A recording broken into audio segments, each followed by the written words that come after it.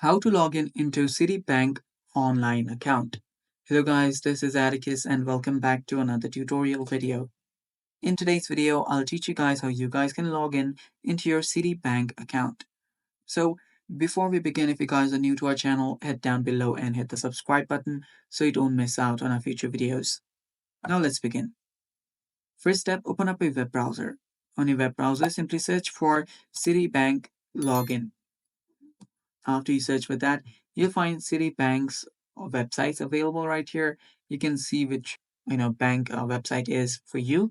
Then I'll just head over to this Citibank's sign in option. After that, the bank's website should open up. So it can take some time to load, so you can wait for that. And after it loads, right here you can see the login option. So this is for signing in. So all you have to do is type in your user ID, whatever your user ID is, then head over here and type in your password. After that, if you want to make your login process easier for the next time, tap on remember my user ID, then tap on sign on. After you tap on it, you'll be logged in into the account.